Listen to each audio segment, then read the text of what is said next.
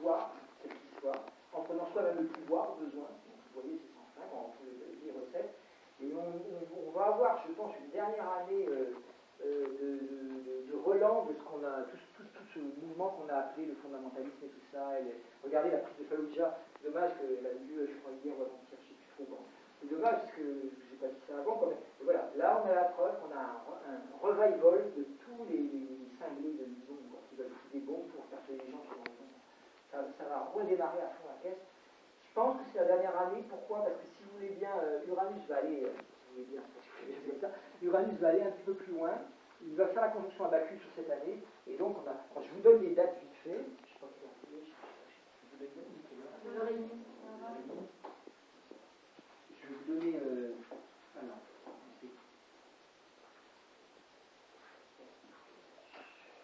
chaque fois, c'est conférence pas très utile parce que c'est très compliqué de faire un panel pour faire comprendre comment ça marche et qu'est-ce qu'on a.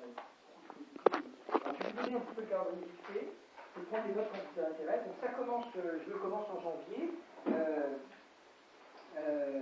Il y a Pluton, alors Pluton et Trigone, alors ça c'est ça qui va les protéger, je ne l'ai pas mis, mais si c'est cet aspect-là, je l'ai en parlant, cet aspect entre Pluton et Pallas en Vierge, et puis Apollon et Pallas, et Pluton ici. C'est un Trigone, alors c'est une planète que j'ai entre guillemets inventée, et je l'ai vérifié dans le passé, dans les siècles passés, je l'ai placé à chaque fois, elle explique quoi? Elle explique la place des énergies christiques dans le monde. C'est-à-dire, en fait, c'est pour ça que j'ai voulu la placer, elle explique comment on pourrait dire, le bien et le mal, j'aime pas trop ça, mais disons comment la lumière travaille pour faire pénétrer derrière les événements la conscience profonde. Donc chez une planète, je l'ai appelé Apollon, bien qu'il y ait un autre qui a fait Apollon autre chose, donc c'est pas cet Apollon que vous trouverez, il est calculé par moi. Si vous voulez savoir comment le placer dans les thèmes, je donne les guides de le placer, ça ne dérange pas les gens les guides, au contraire, je préférais que je l'utilise. Il donne, et là, il va être trigone à Pluton. C'est à la fois, alors les trigones sont des mélanges, hein. On pourrait dire que c'est le bien qui se mélange avec le mal, quelque part, hein, si on caricature. Donc évidemment, ça contient un danger, c'est-à-dire qu'on peut nous présenter sous une forme extrêmement harmonieuse, vierge, on va ce traité, c'est tout à fait ça, on fait un beau traité, vous allez voir, ça va aller mieux, on va enfin, parce que c'est à cause des Chinois, parce que c'est bien connu, donc si c'est pas faux, mais les Chinois, ils obéissent au système qu'on leur a filé, alors, c'est quand même pas, donc, là, ce trigone, c'est-à-dire, attention, mais il y a la possibilité, avec Pallas conjoint, de bien réfléchir à qu'est-ce qui ferait du bien au monde, et du coup, de se donner une solution pour changer les pouvoirs en place, c'est-à-dire faire en sorte qu'ils ne cessent de créer des mensonges. Parce que là on nage depuis une quinzaine d'années en plein mensonge médiatique à fond la caisse. Des fois, je dis que c'est pas le quatrième rage, je dis quatrième rage financier, et cinquième rage, qui ont eu en même temps, qui se superposent, médiatique. Manipulation médiatique. Parce qu'ils sont, c'est les deux à la fois qui vont sont en train d'évaluer. Alors, pourquoi il faut les séparer? Mais parce qu'ils ont lieu en même temps, parce que vous vous rappelez, les Mayas, je disais que ça s'accélère à toute vitesse. C'est-à-dire qu'autrefois, il fallait 50 ans, 70 ans pour changer de donne au niveau politique, et le temps de digestion d'un peuple, c'est 30 ans. Et maintenant, les changements politiques ont lieu à une vitesse de 5-6 ans. Donc le rage financier, il a tout conquis le monde. Regardez en combien de temps? Vous regardez la mondialisation, elle date, elle commence après-guerre si vous voulez, mais réellement elle commence des années 80. Et vous comptez en 30 ans, c'est partout. Vous n'avez plus un seul aéroport où il n'y a pas les mêmes conneries Coca-Cola à boire partout. Le voyageur maintenant, il va au monde entier, il trouve les mêmes aéroports partout, les mêmes boutiques partout. Alors bon, si vous allez dans les montagnes, voir les paysans du Laos, je sais pas où, très loin, vous allez trouver des gens qui vivent encore comme au Moyen-Âge.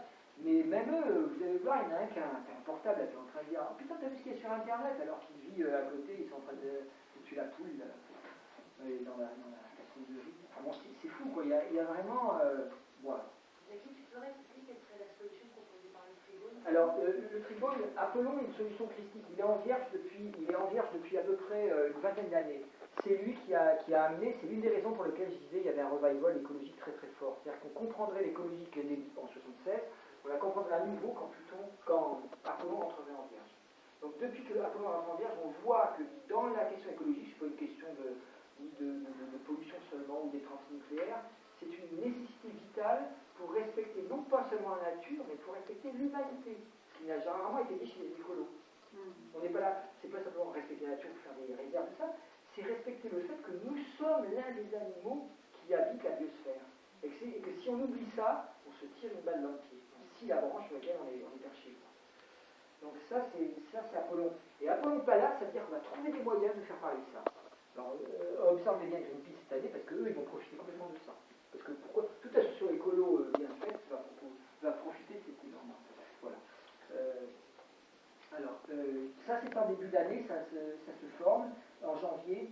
C'est protection spirituelle, j'appelle ça. C'est-à-dire révolution ou évolution, mais révolution gentille, puisque c'est en vierge, si vous voulez, et transformation par rapport à l'écologie et la responsabilité de chacun dans l'écologie. Regardez ce que vous mangez, et vous saurez pourquoi on vous vend ça. Et si regardez comment on vous le vend, et vous saurez pourquoi le monde va mal. Et regardez pourquoi. C'est-à-dire, à chaque bout de bifteck que vous bouffez, il y a un morceau de la forêt amazonienne qui dégringole. C'est automatique. Si vous avez la vision claire, vous appuyez, un arbre qui tombe. Un arbre qui tombe. Voilà, c'est comme ça, automatiquement. Si vous laissez le bifteck, l'arbre ne tombe plus. Je caricature, mais c'est exactement comme ça se passe. C'est un système entier de A à Z.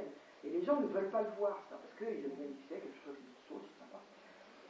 La question n'est plus là. La question, c'est de s'acheminer petit à petit vers une nourriture qui nous permet d'être responsable. Alors, responsable, c'est pas coupable. Je dis souvent ça. Le problème, c'est qu'à chaque fois que je fais prendre responsabilité aux gens, les gens entendent culpabilité. Et ça, c'est parce qu'on n'a pas réglé les problèmes papa-maman. Quand vous êtes encore en train de trimballer vos problèmes papa-maman, quand on vous dit responsabilité, vous entendez culpabilité. Et du coup, ça vous fait dire, ah bah non, je peux me faire chier à chaque fois que je suis au restaurant, j'ai envie de manger, ils nous emmerdent, ces gens-là, tout ça, ils veulent me faire sentir coupable. Il n'y a personne qui veut vous faire sentir coupable, ou la redescendre, je n'ai rien dit de ça. J'ai dit, à chaque fois que tu fais ça, tu fais ça. Tu assumes, après, le résultat de ton geste. Si tu ne le supportes pas, regarde pourquoi. Il y a une culpabilité qui est saine, il y en a une qui est malsaine. La culpabilité qui est malsaine, c'est celle qui revient à nos parents. Et celle qui nous a fait croire qu'on n'était pas à la hauteur, qu'on n'y arriverait jamais. Oh ben toi, ton caractère, voilà, tu ne seras jamais celui que j'aurais espéré avoir à la place. Tout parent ne se crée pas à un moment donné. Même les plus gentils parents font ça à un moment donné. De toute façon, l'être humain, il est fragile. Quand il est enfant, il est très fragile. Et même si vous faites un sans faute presque, un jour vous allez dire un mot de trop, comme disait Winnicott, il n'y a pas de mère parfaite, quoi. Un jour vous dites un mot de trop parce que vous êtes énervé. Et l'enfant, alors que vous l'avez élevé comme il faut, il va se rappeler de ça. C'est fou. Donc il n'y a personne qui n'est pas névrosé. Il n'y a personne qui n'a pas cette marque en lui de quelque chose qui s'est mal passé. Et à partir de là, la culpabilité est honteuse, si vous voulez. Elle est quelque chose, enfin, c'est un pléonasme, mais elle contient quelque chose qui nous ramène au passé, qui nous